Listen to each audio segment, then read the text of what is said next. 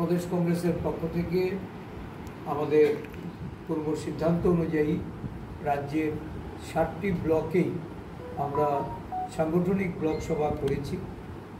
আপনারা সবাই অবগত আছেন যে পঞ্চায়েত নির্বাচনের প্রস্তুতি চলছে এবং লোকসভা নির্বাচনের গণনার পরবর্তী সময়ে পঞ্চায়েত নির্বাচনের জন্য খসড়া ভোটার তালিকা প্রকাশিত হবে এবং সেখানে প্রসেস করে 24শে জুন এই ভোটার তালিকা পূর্ণাঙ্গ রূপে প্রকাশিত হবে। তো পঞ্চায়েত নির্বাচনের প্রস্তুতি, এই প্রাক প্রস্তুতি নিয়েও আমরা আমাদের দলীয় নেতৃত্ব এবং আমাদের বিভিন্ন ব্লক নেতৃত্বের সঙ্গে আমরা এক রাউন্ড আলোচনা করেছি। এর আগে এসেছিলাম। আজকে মূলত গণনাকে কেন্দ্র করেই আমাদের প্রস্তুতি পর্ব, এটা নিয়ে আমরা কথাবার্তা বলব। তবে একটা বিষয় আপনাদের জানিয়ে রাখতে চাই, আপনারা এই মহকুমার নিশ্চয়ই খোঁজখবর রাখেন। একদিক থেকে রাজ্যের আইন শৃঙ্খলার প্রচণ্ড অবনতি, বিশেষ করে মহিলাদের নিরাপত্তা নিয়ে সর্বত্র আজকে একটা শঙ্কার মধ্যে, উদ্বিগ্নের মধ্যে অভিভাবক বলুন, পরিবারের সদস্যদের বলুন, নানাভাবে তারা তাদেরকে ভাবিয়ে তুলেছে। আপনারা নিজেরা নিশ্চয়ই এটা পর্যবেক্ষণ করছেন যে আগ্নেয়াস্ত্রের ব্যবহার যত্রতত্র, এখন গুলিতে প্রাণ হারানোর মতো ঘটনা ঘটছে। গুলিবিদ্ধ হয়ে চিকিৎসাধীন,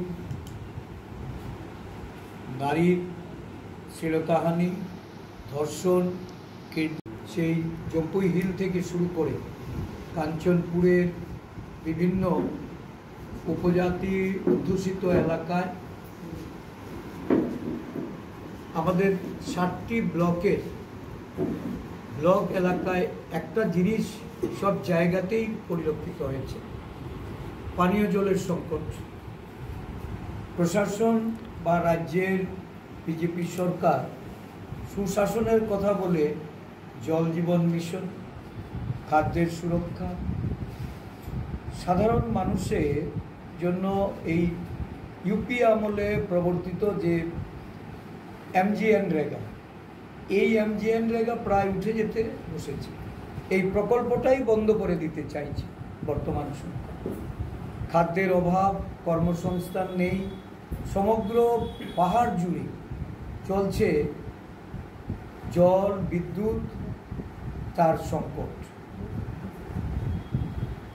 আমি খুব আশ্চর্য হই, বেশ কিছুদিন দেখলাম নির্বাচনী প্রচারে রাজ্য প্রশাসন, বিশেষ করে রাজ্যের মুখ্যমন্ত্রী, মন্ত্রীরা সব পশ্চিমবাংলামুখী। এখন দেখছি রাজ্যের মুখ্যমন্ত্রী যখন জল সংকট, বিদ্যুৎ সংকট, কাজের, খাদ্যের জন্য মানুষ পথ অবরোধ করছে, রাস্তায় নেমে প্রকাশ্যে এই সরকারের বিরুদ্ধে ক্ষোভ উগরে দিচ্ছে, তখন রাজ্যের মুখ্যমন্ত্রী হোমিওপ্যাথিক হাসপাতাল করার জন্য, আয়ুর্বেদিক হাসপাতাল করার জন্য ছুটছেন। আসলে মৌলিক যে বিষয়গুলি, রাজ্যবাসীর ন্যূনতম যে পরিষেবা, সেই পরিষেবা থেকে মানুষ বঞ্চিত, অথচ রাজ্য সরকারের কোনো হেলদোল নেই। নির্বাচন 4 তারিখে সারা দেশের সঙ্গে আমাদের রাজ্যেও লোকসভার 2টি আসনের গণনা শুরু হবে। ইন্ডিয়া জোট এই নির্বাচনে 2টি আসনে লড়াই করেছে। পশ্চিম ত্রিপুরা আসনে জাতীয় কংগ্রেসের মনোনীত প্রার্থী এবং পূর্ব ত্রিপুরা আসনে বামফ্রন্ট মনোনীত CPIM দলের প্রার্থী।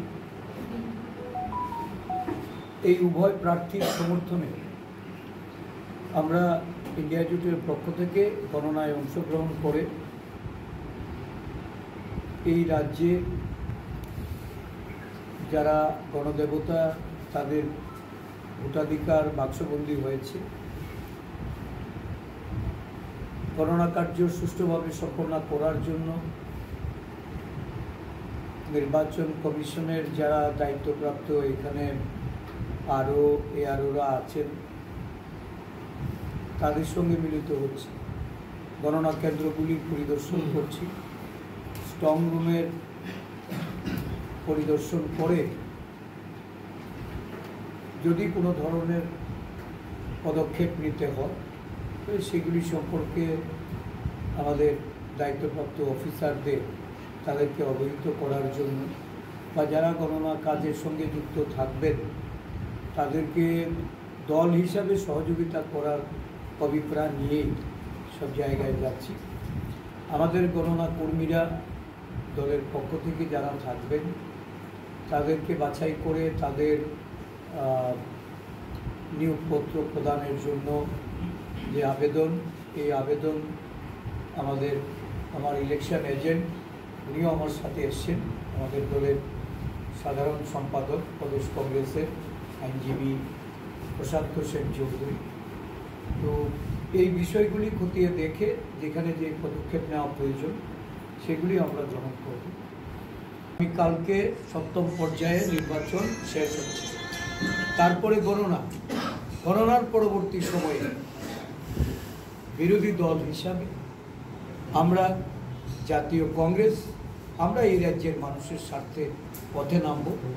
মানুষের বিভিন্ন পরিষেবাই বলুন, তাদের যে মৌলিক অধিকার, তাদের মৌলিক সমস্ত বিষয়গুলিকে সামনে রেখে আমরা এই রাজ্যে সাধারণ মানুষের সমর্থন নিয়ে তাদের দাবি আদায়ে আমরা প্রকাশ্য আন্দোলনে দলকে সংগঠিত করছি। 7টি ব্লকের মিটিংয়ে আমরা আমাদের যে দুর্বলতা ছিল এটা অস্বীকার করতে আমার কোনো এখানে অসুবিধা নেই, যে আমরা অনেকটা দুর্বল ছিলাম, আমরা দুর্বলতা কাটিয়ে উঠছি। সমগ্র রাজ্য জুড়ে কংগ্রেস দল তার সাংগঠনিক পুনর্গঠনের মাধ্যমে সংগঠনকে বিস্তৃত করে আন্দোলনের কর্মসূচিতে আমাদের নেতৃত্বকে উৎসাহিত করতে সারা রাজ্য ঘুরে বেড়াচ্ছে আমাদের প্রদেশ কংগ্রেসের বিভিন্ন প্রতিনিধিরা, শাখা, আমাদের বিভাগ, আমাদের বিভিন্ন সেল ডিপার্টমেন্ট এবং ফ্রন্টাল অর্গানাইজেশন। আমি জানি গতকালও এই মহকুমায় বেশ কয়েকটা আমাদের যুব কংগ্রেসের সভা গেছে, বিশালগড়ে আমাদের মহিলাদের, আমাদের ওয়ার্কার কংগ্রেস, ফিশারম্যান কংগ্রেসের কর্মসূচি হচ্ছে বিভিন্ন ব্লকে।